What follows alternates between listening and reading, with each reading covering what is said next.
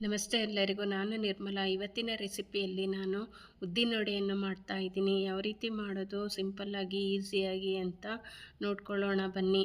ಅದಕ್ಕೆ ಬೇಕಾಗಿರುವ ಇಂಗ್ರೀಡಿಯೆಂಟ್ಸು, ಮೊದಲಿಗೆ ನಾನು ಉದ್ದಿನಬೇಳೆಯನ್ನು ನೆನೆಸಿಟ್ಕೊಂಡಿದ್ದೆ 200 ಗ್ರಾಮ. ಅದನ್ನು ನಾನು ಮಿಕ್ಸರ್ ಜಾರಲ್ಲಿ ಹಾಕಿ ನುಣ್ಣಗೆ ರುಬ್ಕೋಬೇಕಾಗುತ್ತೆ.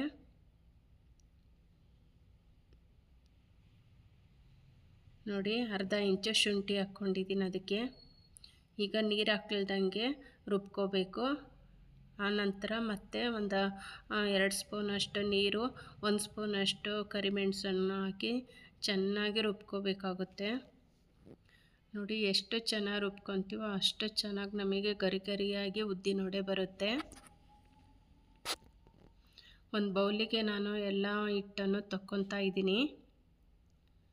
ನಮ್ಮ ಕೈಯಿಂದನೇ ಚೆನ್ನಾಗಿ ಬೀಟ್ ಮಾಡ್ಕೋಬೇಕಾಗುತ್ತೆ. ಹಿಟ್ಟು 1ರಷ್ಟು ಇದ್ದಿದ್ದು 2ರಷ್ಟು ಆಗಬೇಕು.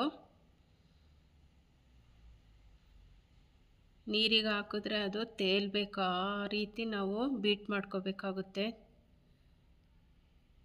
ಉದ್ದಿನವಡೆ ಸೀಕ್ರೆಟೇ ಇದು. ನೋಡಿ, ನೀರಿಗೆ ಹಾಕಿದ್ರೆ ಅದು ತೇಲ್ಬೇಕು, ಆವಾಗ ಇದಾಗಿದೆ ಅಂತ ಅರ್ಥ. ನೋಡಿ, ಅದಕ್ಕೆ ನಾನು 2 ಹಸಿಮೆಣಸಿಕಾಯಿ ಹೆಚ್ಚಿಟ್ಕೊಂಡಿರೋದು ಹಾಕ್ಕೊಂಡಿದ್ದೀನಿ. 1 ಸ್ಪೂನ್ ಉಪ್ಪು ಹಾಕ್ಕೊಂಡಿದ್ದೀನಿ. ಕೊತ್ತಂಬರಿ ಸೊಪ್ಪು ಒಂದು ಸ್ವಲ್ಪ ಹಾಕ್ಕೊಂಡಿದ್ದೀನಿ. ಮತ್ತು ಚೆನ್ನಾಗಿ ಮಿಕ್ಸ್ ಮಾಡ್ಕೊತಾ ಇದ್ದೀನಿ. ಒಂದು ಬಾಣಲಿಗೆ ನಾನು ಎಣ್ಣೆ ಹಾಕ್ಕೊತಾ ಇದ್ದೀನಿ. ಎಷ್ಟು ಬೇಕೋ ಅಷ್ಟು ವಡೆ ಕರಿಯೋದಕ್ಕೆ ಹಾಕ್ಕೊತಾ ಇದ್ದೀನಿ.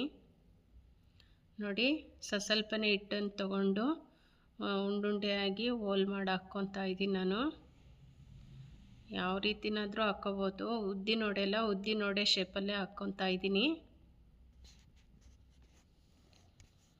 ನೋಡಿ, ಅದು ಬೇಯ್ತಾ ಇದೆ. 2 ಸೈಡು ಚೆನ್ನಾಗಿ ಬೇಯಿಸ್ಬೇಕು.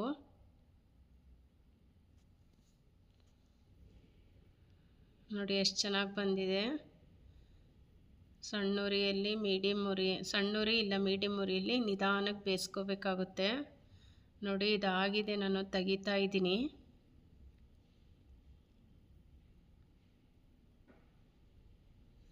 ಅದೇ ರೀತಿ 2ನೇ ಟ್ರಿಪ್ಪು ಹಾಕಿದ್ದೆ ನಾನು, ಅದನ್ನು ಸಹ ಉಲ್ಟಾ ಮಾಡ್ಕೊತಾ ಇದ್ದೀನಿ.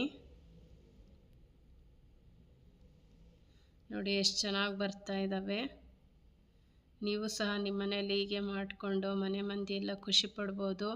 ಆ ರೀತಿಯಾಗಿರುತ್ತೆ ಇದು ವಡೆ. ಒಂದು ಸಲ ಟ್ರೈ ಮಾಡಿ. ನಾನು ಟೊಮೊಟೊ ಕೆಚಪ್ ಜೊತೆ ಸರ್ವ್ ಮಾಡ್ತಾಯಿದ್ದೀನಿ. ಇದಕ್ಕೆ ಹಸಿ ತೆಂಗಿನಕಾಯಿ ಸೂಪರ್ ಕಾಂಬಿನೇಷನ್ ಆಗಿರುತ್ತೆ. ನಾನಿವತ್ತು ಟೊಮೊಟೊ ಕೆಚಪ್ ಜೊತೆನೇ ಸರ್ವ್ ಮಾಡಿದ್ದೀನಿ.